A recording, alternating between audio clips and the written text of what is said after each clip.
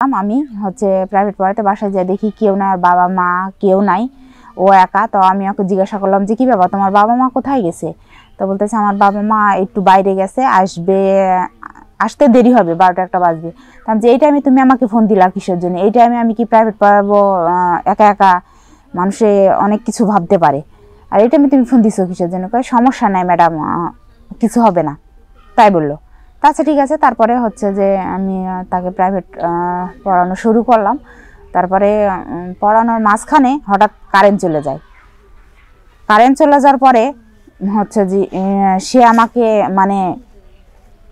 জড়িয়ে ধরে। আমি অনেক চেষ্টা করি, অনেক বাধা দিই, তারপরেও কাজ হয় না। আমি মেয়ে মানুষ, সে ছেলে মানুষ। অনেক বাধা দেওয়া, অনেক কিছু করার পরে সে আমাকে জোর জবরদস্তি করে সে আমাকে তার বিছানায় নিয়ে যায়। নিয়ে যাওয়ার পরে অনেক কিছুই হয়। হওয়ার পর আমি সেখান থেকে চলে আসি। আসার পর থেকে সেই টিউশনটা আমি বাদ দিয়ে দিই। আসসালামু আলাইকুম, কেমন আছেন সবাই? আশা করি ভালো আছেন, আমিও ভালো আছি। আমি একজন মধ্যবিত্ত ঘরের মেয়ে।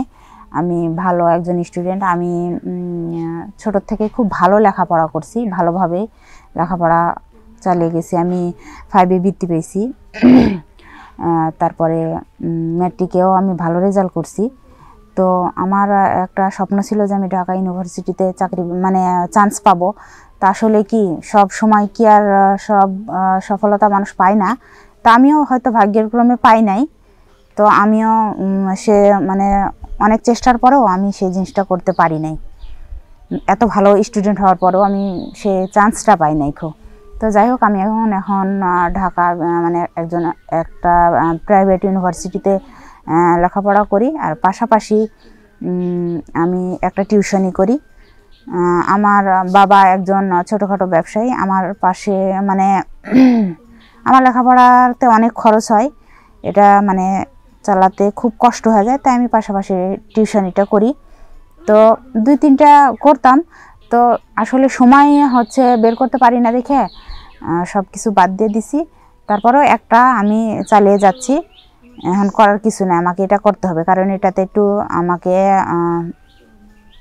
টাকাটা বেশি দেয়, আর আমার এই টাকাটাতে আমার অনেক কিছু উপকার হয়। এই জন্যে আমি যে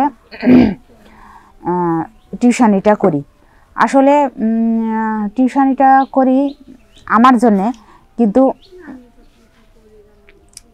যে ছেলেটাকে আমি পড়াই, সেই ছেলেটা আসলে গুলাই গেছে বড়। আমি যে ছেলেটাকে পড়াই, সেই ছেলেটা আসলে আমার দিকে যে কিভাবে তাকায় আমি বুঝার পরেও এখন আমি নিরুপায়, কারণ আমি কিছু বলতে পারি না। সেখানে আমি কিছু টাকা বেশি পাই, তার জন্য আমাকে যে সেখানে পড়াতে যেতে হয়। আমারও নিজের কাছেও অনেক খারাপ লাগে, তারপরও আমি কিছু বলতে পারি না। আমি এই জিনিসটা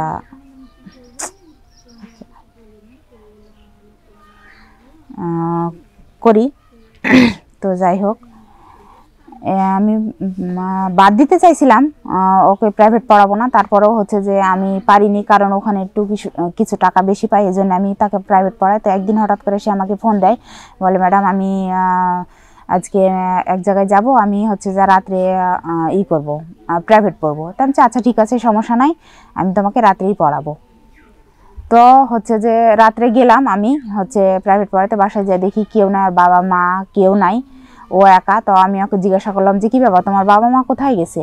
তো বলতেছে আমার বাবা মা একটু বাইরে গেছে, আসতে দেরি হবে, 12টা 1টা বাজবে। তার যে এই টাইমে তুমি আমাকে ফোন দিলা কিসের জন্য? এই টাইমে আমি কি প্রাইভেট পড়াবো?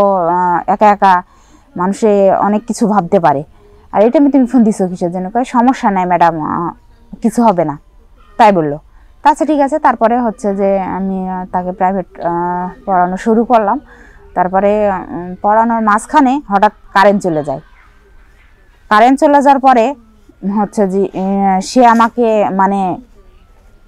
জড়িয়ে ধরে। আমি অনেক চেষ্টা করি, অনেক বাধা দিই, তারপরেও কাজ হয় না। আমি মেয়ে মানুষ, সে ছেলে মানুষ। অনেক বাধা দেওয়া, অনেক কিছু করার পরে সে আমাকে জোর জবরদস্তি করে সে আমাকে তার বিছানায় নিয়ে যায়। নিয়ে যাওয়ার পরে অনেক কিছুই হয়। হওয়ার পর আমি সেখান থেকে চলে আসি। আসার পর থেকে সেই টিউশনটা আমি বাদ দিয়ে দিই। বাদ দেওয়ার পরে আমি আর তাকে পড়াইতে যাই না। সে আমাকে ফোন দেয়, কি ব্যাপার ম্যাডাম আসেন না কেন, কি আসার বিষয়।